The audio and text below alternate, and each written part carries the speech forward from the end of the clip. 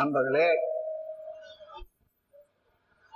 முதல் கேள்வி, இறைவன் என்பது உண்மையில் எது?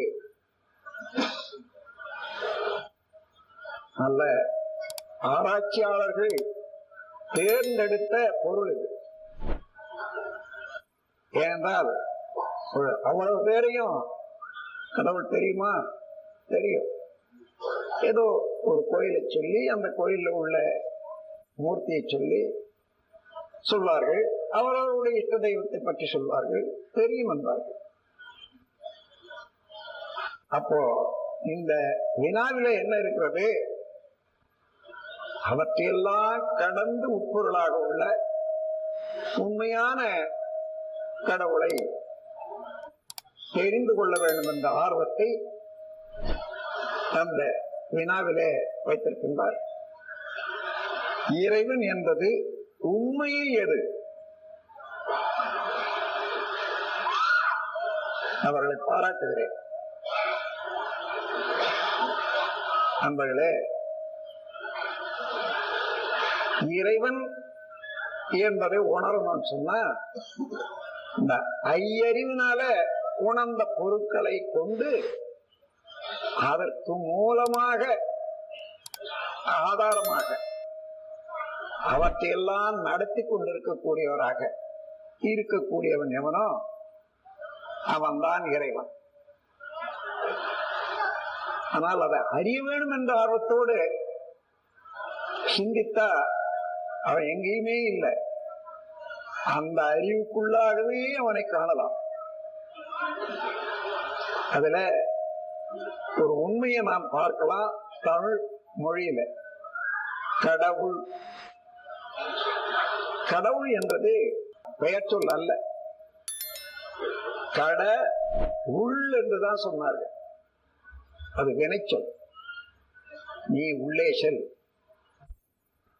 மனிதனுடைய அறிவு இதை ரெண்டா பிரிச்சு எடுக்கும், அறிவு என்றும் மனம் என்றும். அலையாக வீசிக்கொண்டிருப்பது புலன்களை காணும் காட்சி, அதனால ஏற்படக்கூடிய இன்பம், துன்பம், அமைதி, பேரின்பம் என்ற உணர்வுகள், இவைகளெல்லாம் பதிவு செய்து கொண்டு மீண்டும் மீண்டும் அவற்றை நினைந்து கொண்டிருப்பது, இது மனம். ஆனால் மன ஆற்றல் செயல்களை எல்லாம் இருப்பு கட்டி வைத்திருந்து அந்த மனதுக்கு ஊட்டிக்கொண்டே இருக்கக்கூடிய இருப்பு நிலை என்றது ஒன்று இருக்கிறது. அதுதான் இறைநிலை, தெய்வம். அலையை பார்க்கிற கடல்ல, அலை என்றால் என்ன? நீரின் அசைவு அலை. அலையில நிலையாக இருக்கிறது எது? தண்ணி. நீர் தான் அசைகிறது, அங்கே இரண்டு இருக்கிறது. அதே போன்று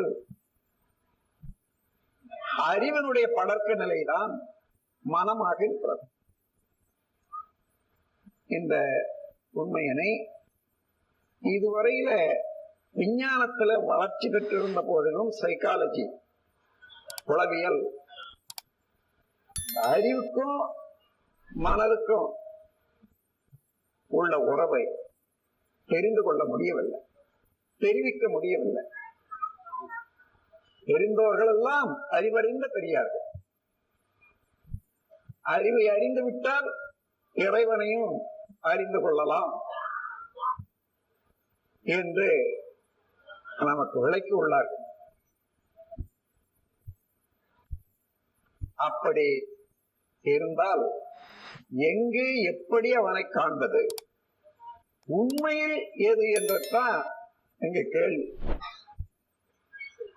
உண்மையிலே இறைவன் என்றால் எங்க இருப்பான்?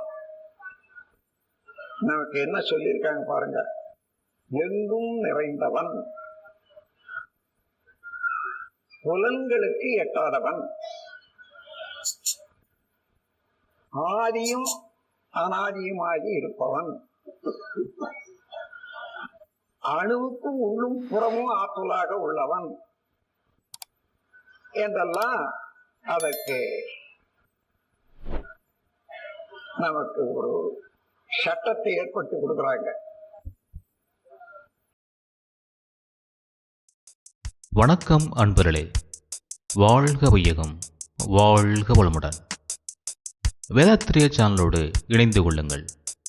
உங்கள் உடல் நலம், மனவளம், உயிர் வளம் பெருக்கிக் கொள்ளுங்கள். உங்கள் வாழ்க்கையையும் பொருளாதாரத்தையும் உயர்த்திக் கொள்வதற்கான வழிகள் இங்கே சொல்லப்படுகின்றன. இன்றே சப்ஸ்கிரைப் செய்து கொள்ளுங்கள். வாழ்க வளமுடன்.